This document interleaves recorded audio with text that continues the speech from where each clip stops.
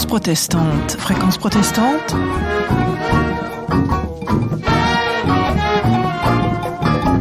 Ça se passe près de chez vous.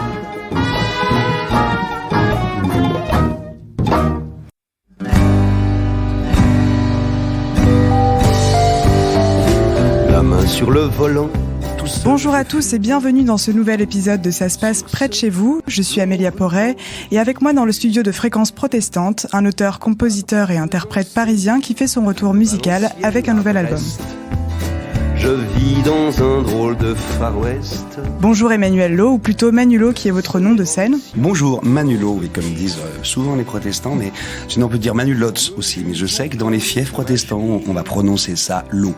Merci d'être avec nous pour nous présenter Hôtel de l'Atlantique, sorti en version numérique le 19 mai dernier. Il a fait son entrée dans les rayons de disques le 1er juin. Et puis en fin d'émission, vous allez nous interpréter un morceau de ce nouvel album, ici même dans le studio de Fréquence protestante. Donc Hôtel de l'Atlantique, ce sont 12 textes qui font voyager avec des histoires drôles et sensibles. Il s'agit donc de votre 5e disque enregistré en solo. Peut-être que nos auditeurs vous connaissent déjà à travers la poésie et l'humour des Mâchoires de velours, l'album qui marquait le début de votre carrière de soliste en 2005. Mais avant cela, vous formiez le trio Blue Jean Society dans les années 90, aux côtés de Franck Mermillot et Baudouin Classin. Oui, Clessens. Ouais. Et un groupe qui a fait son petit bout de chemin avec entre autres Macadam que Renaud interprétait sur votre premier album de groupe.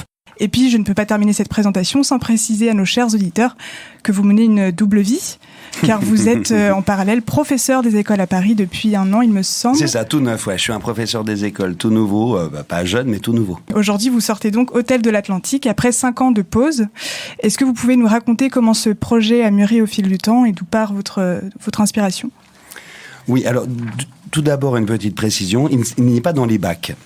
Pour l'instant, il est sorti en numérique, c'est-à-dire qu'on peut le trouver sur les plateformes comme Spotify, Deezer, etc.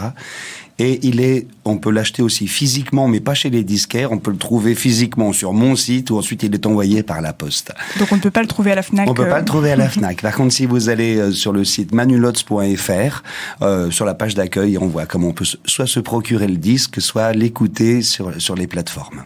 Et l'histoire de cet album, c'est qu'en fait, dès que j'ai des nouvelles chansons, suffisamment de chansons que je considère comme acceptables, dès que j'ai ma 12aine de chansons acceptables, plus qu'acceptables d'ailleurs, qui me plaisent vraiment, je prévois l'enregistrement du disque. Donc depuis 2016, il s'est passé pas mal de temps d'écriture où j'ai fait des nouvelles chansons depuis le dernier album, puis mener ma vie, faire mes études pour faire mon nouveau boulot de prof et tout ça, ce qui fait qu'il a fallu 5 ans avant que le suivant advienne, et le voici maintenant. J'ai préféré l'enregistrer l'été dernier, entre 2 confinements, avec des amis sûrs et des amis de talent. C'est pas la première fois, mais c'est la première fois où j'ai le sentiment d'enregistrer un disque en faisant un sans faute, c'est-à-dire en ayant parfaitement choisi et les chansons et les gens qui jouent avec moi. Et pour ce qui est du chemin artistique, des trouvailles musicales, il y a suffisamment d'entente entre nous pour mettre de côté tout de suite une trouvaille qui serait pas pertinente par rapport à la chanson, même si c'est très joli. Et l'avantage d'avoir d'anciens amis, de vrais amis qui travaillent avec vous, c'est qu'on perd pas de temps sur l'ego. On va directement au service de la chanson. Et donc avec vous, sur cet album, quels artistes, quels musiciens vous accompagnent ? Alors, j'ai principalement demandé à un ami à moi qui s'appelle Eric Toulis, qui chante dans le groupe Les Escrocs, qui est un musicien aguerri, un ami de longue date, de réaliser ce disque. C'est-à-dire, lui, de faire en sorte que tout concorde. Et j'ai demandé, donc il y avait Eric Toulis qui, lui, est un multi-instrumentiste, qui fait de la guitare, du banjo, de la batterie, et beaucoup d'autres instruments. Un camarade à lui qui s'appelle Hervé Coury, qui est lui aussi multi-instrumentiste et qui est venu jouer avec nous, et le bassiste qui m'accompagne habituellement sur scène. Moi, sur scène, je suis toujours 2. Je joue avec mon petit bassiste qui s'appelle Raphaël Leroy. Je dis petit, il est plus grand que moi, mais c'est parce qu'il est plus jeune. Et voilà, on a un duo complice, Raphaël et moi, sur scène. Et quand il y a soit suffisamment de sous pour un spectacle plus conséquent, on prend des musiciens, ou quand évidemment il y a un disque, on prend des musiciens, ça va de soi. On a choisi musicalement de reproduire une formule scénique avec, comme on est sur scène, on va avoir un clavier, une basse, une batterie, une guitare, le chanteur, et garder ça, éventuellement ramener d'autres sons, mais on va pas faire sortir une section de cuivre ou un orchestre symphonique du placard. on a voulu garder un esprit cohérent de scène, avec des instruments qu'on a sur scène, sans faire une production exceptionnelle, d'abord parce que j'en avais pas les moyens, et d'autre part parce que ça ne correspond pas forcément à mes chansons, qui n'appellent pas de super orchestrations. Ça appelle des orchestrations suffisantes pour mettre en valeur le texte. C'est plus ça que moi je défends. C'est un peu mon fer de lance, quoi, le texte. Plus qu'une musique parfaitement léchée, extrêmement produite en studio, comme on dit. Vous avez choisi aussi de produire cet album dans cette période un peu particulière, entrecoupée par des confinements et des déconfinements successifs. Est-ce que cette année troublée et troublante vous a donné un peu l'élan pour sortir cet album Oui, je crois qu'avec tous les copains qui font le même métier que moi, on a les chanteurs, les artistes ont beaucoup souffert là du confinement. Des gens qui vivent qu'en s'exposant sur scène, quand on les garde à la cave, au bout d'un moment, ils sont malheureux. Hein. Donc, je pense que le confinement a donné en lui l'espoir de sa fin, quoi, de son et que ça a stimulé pas mal de monde, de copains musiciens, pour commencer à enregistrer des choses, prévoir l'après, puisqu'il était si difficile de se projeter là dans l'après-confinement.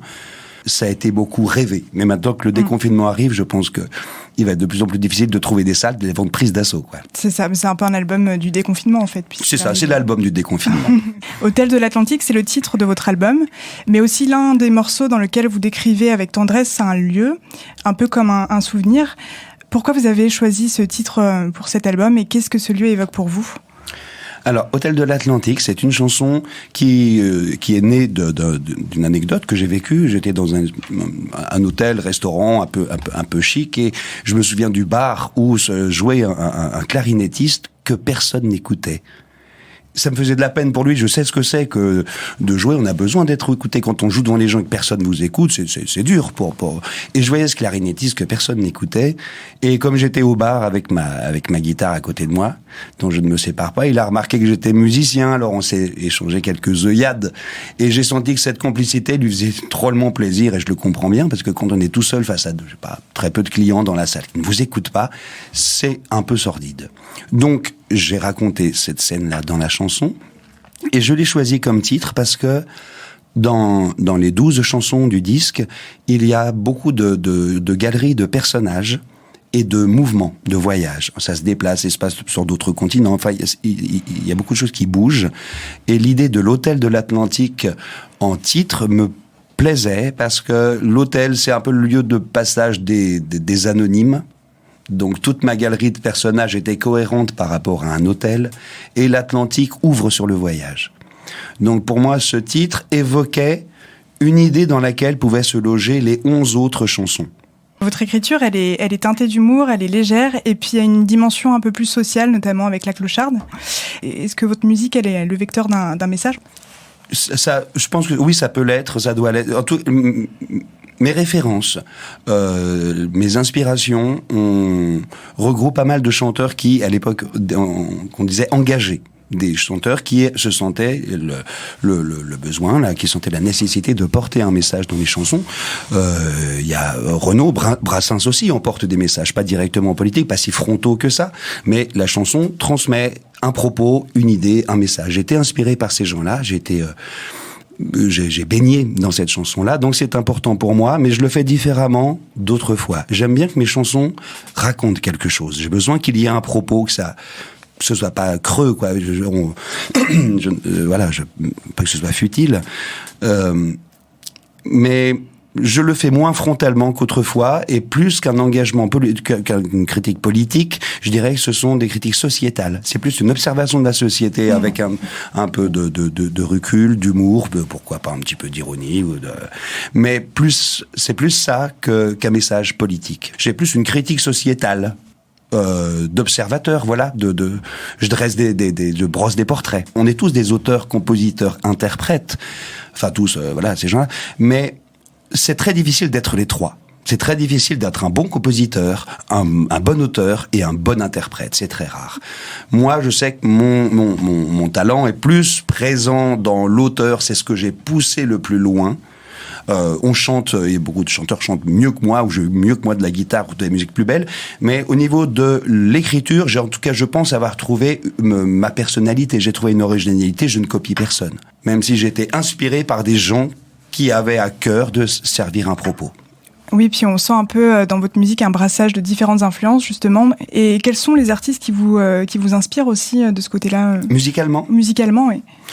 J'aime bien la musique vivante. J'aime bien, évidemment, le jazz, le jazz mazouche, le classique, le rock, la musique vivante. Mais je ne suis pas un grand compositeur. J'utilise la musique dans mes chansons pour servir mes textes. Brassens faisait ça déjà. Je dis pas que c'est une bonne chose, qu'il faut faire ça. C'est comme ça que moi je vois les choses. Brassens tenait à ce que la musique soit au service du texte, pour porter son texte, parfois avec peut-être quelques excès. Par exemple, dans le Gorille, on peut pas dire que la musique a une grande place. Elle est peut-être même un petit peu sacrifiée. Donc j'utilise la musique pour servir mes textes, mais sans la négliger. Comme je peux composer des musiques, quand je trouve ma musique, je la compose, mais si j'ai le sentiment que ça devient laborieux, que ma musique ne se laisse pas faire, je préfère demander à un compositeur, à un de mes amis compositeurs, de me faire la musique plutôt que de m'escrimer, de m'acharner, de m'entêter sur une musique qui visiblement va grincer si je commence à la manipuler. Et puis pour terminer, comment est-ce que vous définiriez votre album en quelques mots ? 12 jolies chansons. C'est parfait. Tout de suite, on va écouter Odette, qui est l'un des morceaux de votre nouvel album.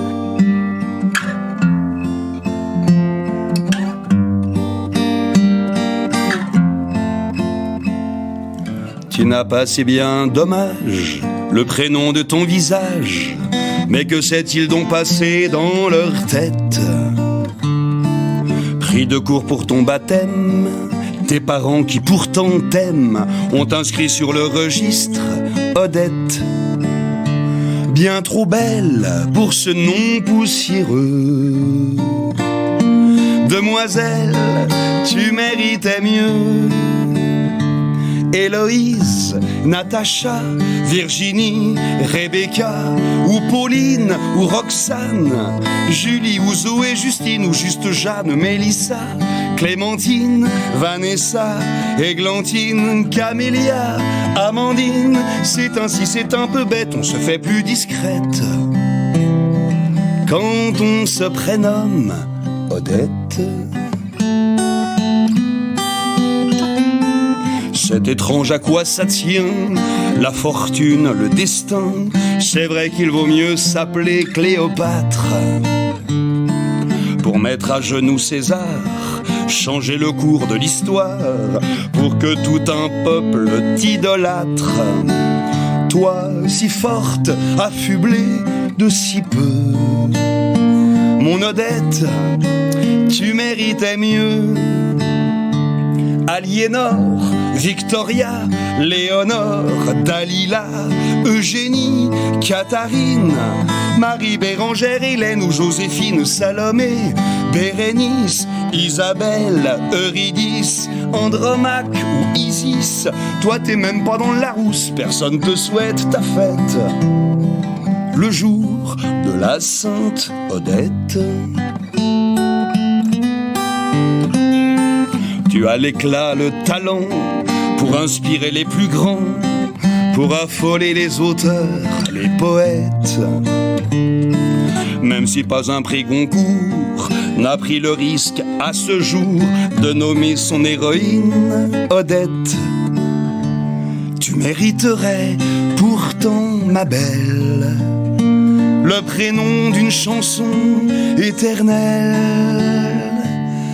Barbara, Madeleine, Margoton, Marjolaine, Laetitia et Céline, Elisa, Nathalie, Pénélope, Aline, Émilie, Daniela, Marilyn et Lola et Cécile et Laura.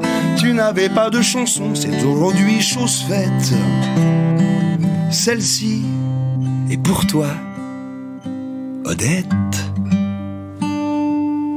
Merci Manulo et merci à vous chers auditeurs et auditrices qui nous écoutez sur Fréquence Protestante. Ça se passe près de chez vous, c'est déjà terminé et je vous dis à bientôt sur notre antenne.